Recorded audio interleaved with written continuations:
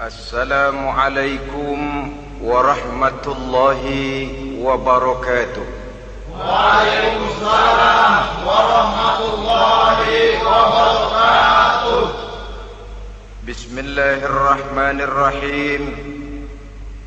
Alhamdulillahi rabbil alamin. Wassalatu wassalamu ala ashrafil anbiya'i wal mursalin, imamil muttaqin, sayyidil ghurril muhajjalin, wa ala alihi wa ashabihil mujahidin at-tahirin, amma ba'du. Saudara-saudara kaum muslimin rahimakumullah, seorang muslim adalah seorang yang berpandangan luas, berjiwa lapang. Maksudnya apa? Tujuan jangka pendek dan jangka panjang ini harus dia raih kedua-duanya. Ini yang oleh Al-Quran diajarkan agar setiap muslim mencapai fid dunya hasanah wa fil akhirati hasanah. Kebaikan di dunia, kebaikan di akhirat, itu arti hasanah. Jangan macam orang dulu, punya istri dua pergi haji. Yang satu yang muda istrinya namanya Hasanah, yang satu namanya Khadijah. Waktu tawaf keliling Ka'bah, si suami ini nggak bisa doa apa-apa kecuali Rabbana Atina itu. Tiap putaran Rabbana Atina fid dunya hasanah wa fil akhirati hasanah. Putaran kedua Rabbana Atina fid dunya hasanah wa fil akhirati hasanah. Ini istri tuanya yang namanya Khadijah dengerin aja. Akhirnya di satu saat dia colek suaminya, "Bang, mentang-mentang Hasanah bini muda disebutin melulu. Saya dong disebutin dalam doa." "Iya dah, ntar putaran selanjutnya." Suaminya blow on juga. Putaran kedua dia baca Rabbana Atina fid dunya hasanah wa fil akhirati Khadijah.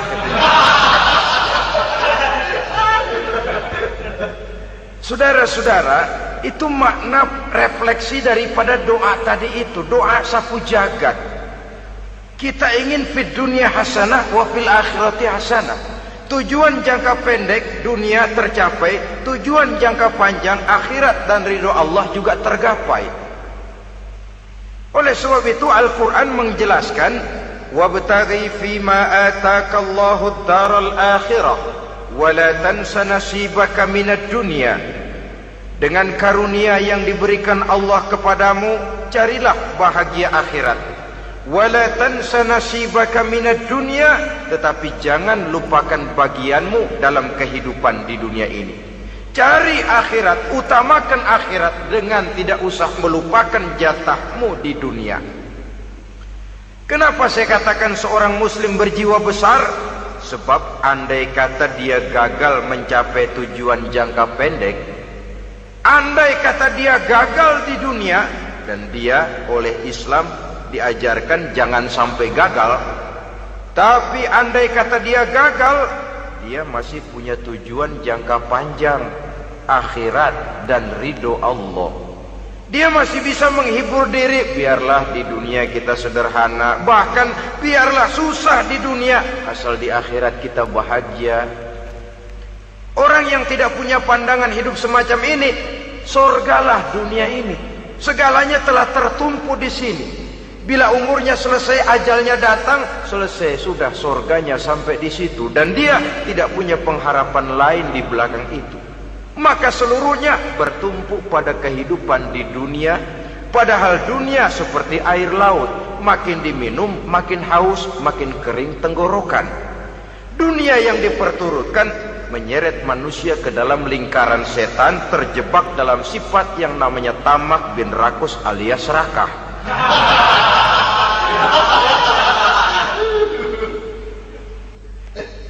Andai kata dia gagal untuk tujuan jangka pendek, dia masih punya tujuan jangka panjang, akhirat. Dia masih sanggup berkata, biar di dunia kita sederhana, bahkan biar kebelangsak sengsara susah di dunia, asal di akhirat kita bisa bahagia.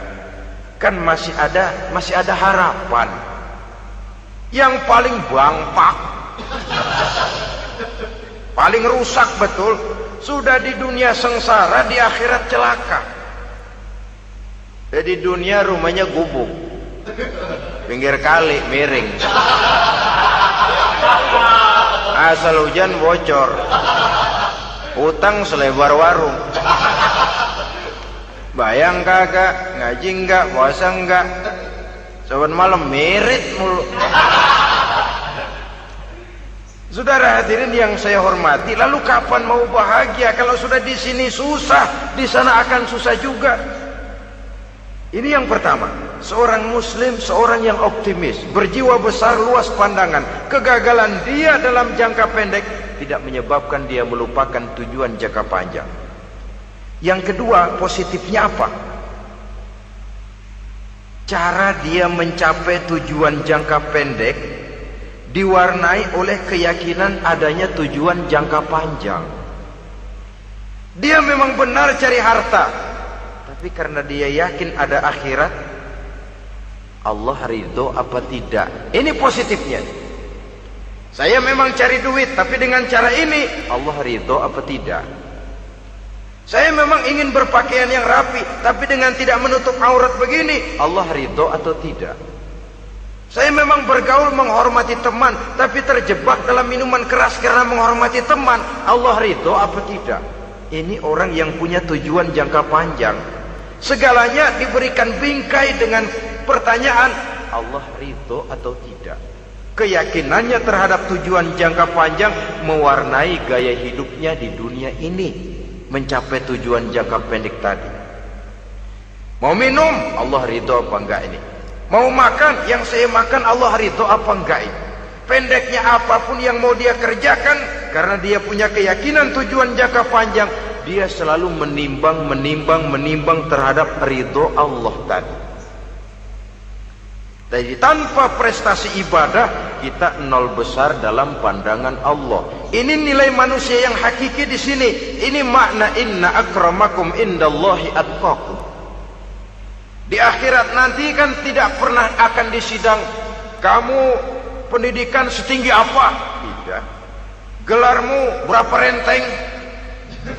Profesor, doktor? Tidak. Akhirat hanya menyidang, kau sholat atau tidak? Kau puasa atau tidak? Kau zakat atau tidak? Diberikan kamu harta yang banyak, dari mana kau dapat, kemana kau belanjakan? Prestasi ibadah itu yang ditanya. Setinggi apa pendidikan, sebanyak apa pengalaman, no problem. Tidak jadi masalah di akhirat itu. Prestasi ibadah itu yang akan kita persembahkan di hadapan Allah. Itu makna inna akramakum indallahi atqakum. Kerbau dinilai dari dagingnya, makin gemuk makin mahal harganya. Tapi ada perkutut lebih mahal dari kerbau. Perkutut itu mahalan mentahnya loh daripada matangnya. Karena harga perkutut pada suaranya. Lalu di mana harga manusia yang paling gemuk? Tidak. Suaranya, oh kalau manusia dinilai dari suaranya, barangkali Madonna nomor awal masuk surga. Hanyalah dengan prestasi ibadah kita bisa mencapai tujuan jangka panjang akhirat dan ridho Allah. Nah, baiklah ya. Kalau sudah jelas bahwa kita punya dua tujuan jangka hidup, jangka pendek dan jangka panjang, bagaimana Islam mengajarkan kita meraih dua ini? Pada prinsipnya Islam mengajarkan sistem keseimbangan. Dalam berbagai aspek kehidupan, keseimbangan ini nampak dengan nyata diajarkan oleh agama kita. Seperti ayat yang saya bacakan tadi. Dengan karunia yang diberikan Allah kepadamu, cari negeri akhirat, tapi jangan lupakan bagianmu di dunia ini. Dalam bentuk yang lebih nyata, bekerjalah untuk duniamu seolah kau akan hidup buat selamanya, tapi bekerjalah buat akhiratmu seolah kau akan mati besok. Manifestasinya dalam kehidupan, misalnya orang kaya diperintah membantu yang miskin, tapi orang miskin dianjurkan berusaha. jangan mengandalkan hidup kepada yang kaya, seimbang. Kamu kaya, betul Pak, bantu yang miskin. Kamu miskin, iya Pak, berusaha, seimbang.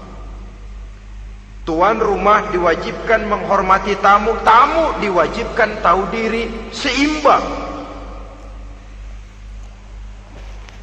Jadi bagaimana kalau sudah kita bekerja di sawah, di ladang, di pasar, di kantor, anggap kita akan hidup selamanya agar timbul gairah kerja.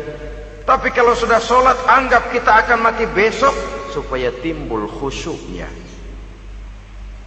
Nah, titik tekannya di mana? Stresnya itu. Walaupun Islam mengajarkan sistem keseimbangan, tapi Al-Quran tetap menggarisbawahi walal akhiratu khairul laka minal, bahwa bagaimanapun seimbangnya, akhirat itu lebih utama daripada dunia. Bagaimana implementasinya? Kata orang-orang tua, kalau kita menanam padi, rumput pasti tumbuh, tapi nanam rumput jangan mimpi tumbuh padi. Maksudnya apa? Kalau satu perbuatan kita niatkan karena Allah, dunianya pasti ikut. Tapi kalau satu perbuatan diniatkan karena dunia semata-mata, akhirat akan hilang. Sebab itu, biasakanlah berbuat sesuatu baik untuk tujuan jangka pendek, lebih-lebih untuk tujuan jangka panjang, dengan motif lillahi ta'ala. Jadi saya ulangi, satu perbuatan kalau sudah diniatkan karena Allah, dunia biasanya ikut. Tapi kalau diniatkan karena dunia semata-mata, akhirat akan luput. Padahal itu titik tekannya, walal akhiratu khairul laka minal ula. Saudara-saudara kaum muslimin rahimakumullah, ini tujuan hidup. Jadi landasan tempat kita bertolak sudah jelas, pantai yang akan kita tuju dalam kehidupan ini juga sudah nyata. Kita ingin mencapai apa yang dinamakan fid dunya hasanah wa fil akhirati hasanah. Untuk itu perlu ada keseimbangan, tetapi titik tekannya tetap akhirat lebih utama daripada kehidupan dunia ini. Sekarang kalau sudah ada dasar hidup, sudah ada tujuan yang akan kita capai, tentu harus ada alat untuk mencapainya. Semuanya perlu sarana. Bahkan pada hakikatnya dalam kaidah usul fikih para ulama mengajarkan lil wasail hukmul maqasid. Sarana dan tujuan hukumnya sama. Ini mestinya mendidik umat Islam jadi pinter. Jangan cuma berpikir melaksanakan satu pekerjaan, tapi juga berpikir menciptakan sarana untuk terwujudnya pekerjaan itu. Misalnya umat Islam wajib pergi haji kalau mampu, kan begitu toh? Kalau dia umat Islam Indonesia, tentu pergi hajinya ke Mekah. Mekah, Jeddah, Mekah, Indonesia, perlu sarana angkutan untuk sampai ke sana. Kapal laut, kapal udara. Artinya umat Islam harus maju di bidang teknologi, bisa menciptakan pesawat, bisa menciptakan kapal laut, sarana yang akan menyampaikan dia untuk bisa melaksanakan ibadah haji. Selama ini kita bertumpu kepada pemikiran, pokoknya kan yang penting gue pergi haji pakai apa kayak gue punya duit. Dari segi pribadi memang barangkali begitu, tapi sebagai umat yang harus mencapai kemajuan, apabila diperintahkan melaksanakan sesuatu, kita pun hakikatnya dituntut menciptakan sarana untuk menunjang pelaksanaan sesuatu itu sendiri. Agama mengajarkan an-nazafatu minal iman, kebersihan sebagian daripada iman.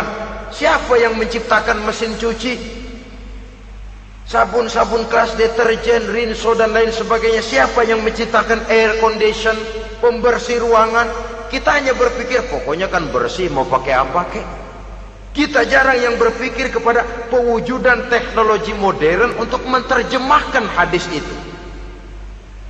Syukurlah belakangan ini sudah muncul teknokrat-teknokrat muslim yang dijiwai oleh semangat Al-Quran membuka tabir rahasia konsepsi Islam di lapangan teknologi modern, yang makin lama makin menunjukkan tuntutan kebutuhan daripada umat itu sendiri. Dengan demikian, apabila ada tujuan hidup, kita memerlukan alat untuk mencapai tujuan tadi. Supaya tujuan fid dunia hasanah wa fil akhirati hasanah tercapai, apa alat yang harus kita pakai? Kita lihat surah At-Taubah ayat 111 memberikan jawaban. Innallaha ashtara minal mu'minina anfusahum wa amwalahum bi anna lahumul jannah. Sesungguhnya Allah telah membeli dari orang-orang beriman diri mereka, harta mereka, bahwa sesungguhnya bagi mereka adalah surga. Coba kita simak ayat ini sejenak, akan nampak dengan jelas bahwa ayat ini hakikatnya merupakan satu transaksi yang nyata benar antara kita dengan Allah. Transaksi jual beli sudah terjadi, dan itu langsung dengan Allah, tertuang dalam pernyataan Quran. Pembeli Allah, penjual kita orang-orang beriman, dagangannya adalah anfus dan amwal, harganya adalah surga. Itu sudah tanda tangan pernyataan kita siap jual beli ya Allah. Apalagi baiat kita apa? Inna solati wa nusuki wa mahyaya wa mamati lillahi rabbil alamin. Solatku, ibadahku, hidup dan matiku cuma untuk Allah Tuhan seluruh sekalian alam. Minimalnya 5 kali sehari semalam baiat ini kita ulang dan kita ulang. Kenapa lalu kita tidak konsekuen? Dalam konteksnya dengan persoalan, maka alat hidup kita itu ada 2. Pertama, anfus. Ini bentuk mufrad dari jamaknya, bentuk jamak dari mufrad nafsun. Biasa diterjemahkan dengan diri. Yang dimaksud dengan diri adalah kepribadian. Yang dimaksud dengan kepribadian ialah kekayaan yang kita miliki dalam kepribadian kita. Artinya bisa tenaga, pikiran, konsep, gagasan, wewenang, ide, pangkat, jabatan, kemampuan, keahlian, skill, itu semuanya masuk ke dalam anfus, diri. Sedangkan amwal bentuk jamak dari mufrad malun, biasa diterjemahkan dengan harta. Pengertian di sini ialah seluruh bentuk-bentuk materi yang berada di bawah kekuasaan kita. Bisa rumah, bisa uang, bisa tanah, bisa kebun, bisa pabrik, bisa peternakan, itu semuanya amwal. Nah, baik anfus maupun amwal, diri, tenaga ke, pikiran ke, harta ke, pangkat ke, jabatan ke, wewenang ke, keahlian ke, untuk tujuan jangka pendek harus jadi rahmah bagi lingkungan. Untuk tujuan jangka panjang harus menunjang jalan menuju ridho Allah. Jadi kalau pangkat kita menjauhkan kita dari ridho Allah, itu bukan nikmat tuh, azab.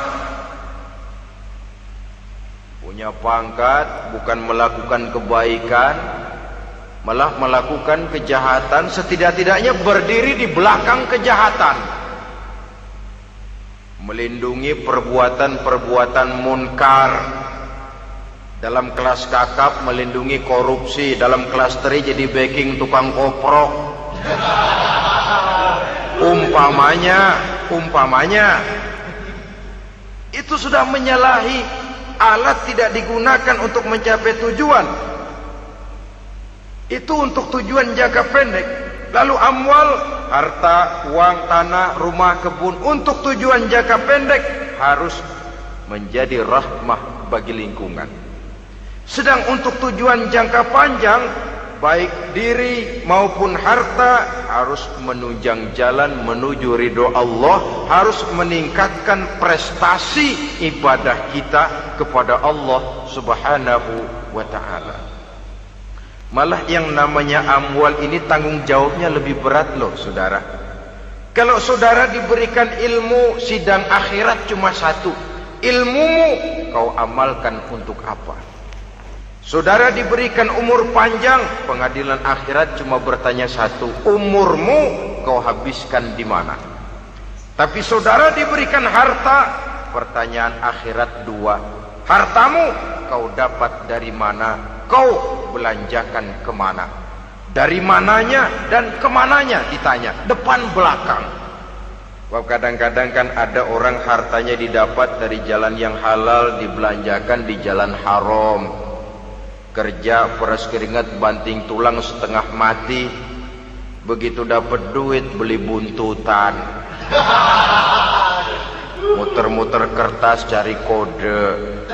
Didapat dari jalan halal, dibelanjakan di jalan haram. Atau didapat dari cara yang haram, dibelanjakan di jalan yang baik. Menang judi, nyumbang pesantren.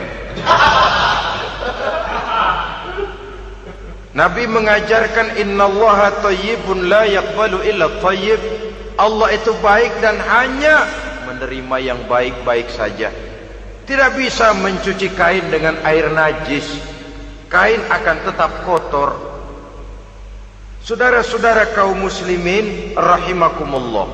Oleh karenanya masalahnya terpulang kepada kita, pandai-pandailah membagi orientasi. Suatu saat tenggelam kita dalam kesibukan dunia dan seluruh isinya untuk mencapai tujuan jangka pendek. Lain saat tenggelam kita memfanakan diri untuk mencapai tujuan jangka panjang, akhirat dan ridho Allah. Karena kehidupan ini bukan berjalan tanpa batas. Umur ini bukan satu karunia tanpa pertanggungan jawab. Satu saat setuju atau tidak, rela atau terpaksa, kita akan sampai kepada garis finish daripada perjalanan kehidupan dunia ini, yang memang merupakan satu perjalanan panjang, a walking tall.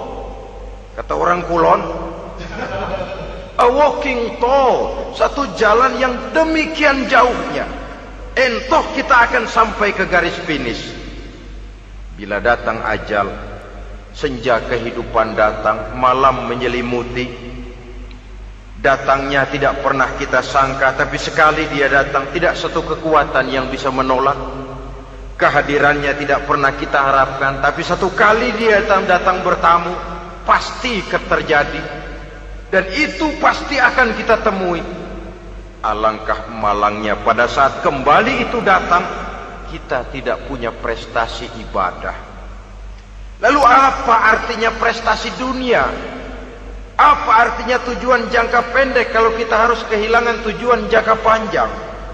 Rumah kita yang besar, pangkat kita yang tinggi, harta kita yang banyak, bisakah menolong kita untuk kalau sudah kumpul di padang mahsyar nanti? Malaikat, jangan gebugin saya, rumah saya harga 2 miliar.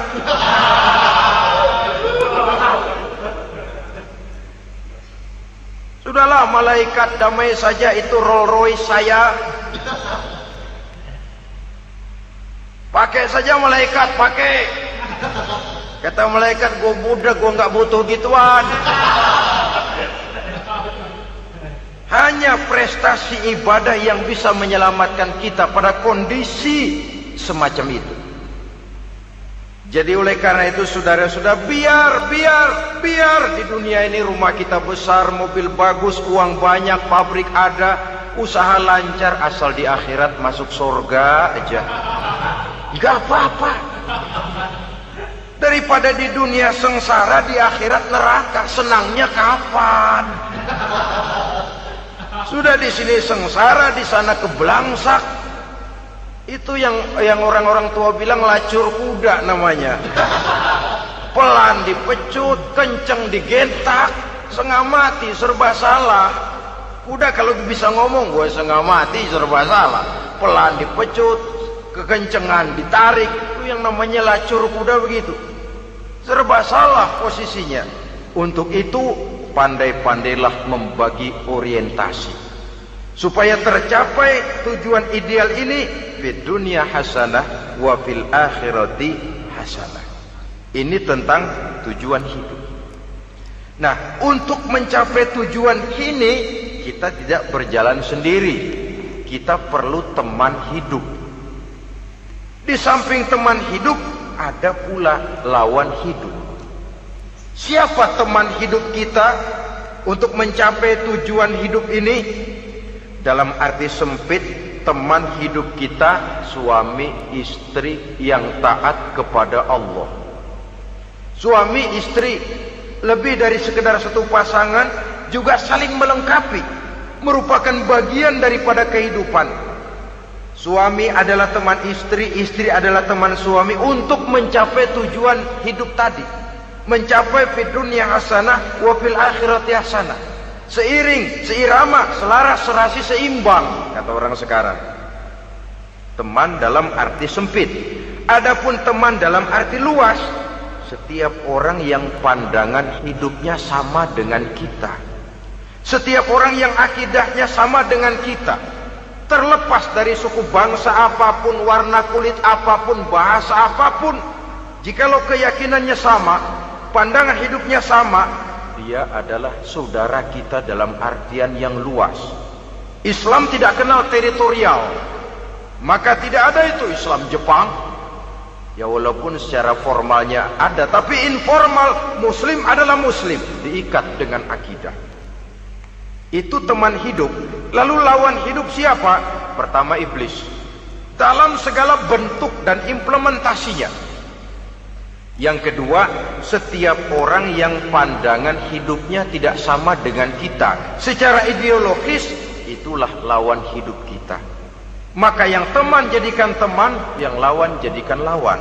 Jangan teman dijadikan lawan, lawan dijadikan teman. Itu namanya kopiah dipasang di kaki, pak bakyak naik ke jidat. Wajar kalau kepala lalu jadi benjol. Salah milih teman, salah cari lawan. Salah milih teman, salah cari lawan. Akibatnya kita yang akan susah di kemudian hari nanti. Saudara-saudara kaum muslimin rahimakumullah, oleh karenanya pandai-pandailah dalam hidup ini. Yang teman jadikan teman, yang lawan jadikan lawan. Kalau lawan kita jadikan teman, sementara teman kita jadikan lawan, dan itu yang banyak terjadi dalam praktek kehidupan, kita tidak akan bisa mencapai tujuan. Karena akan tertarung di kaki sendiri. Nah, ini sajalah yang kita bicarakan pada pertemuan kali ini. Mudah-mudahan ada manfaatnya. Terima kasih atas segala perhatian. Mohon maaf atas segala kekurangan. Usikum wa nafsi bitaqwallah. Wassalamualaikum warahmatullahi wabarakatuh. Waalaikumsalam.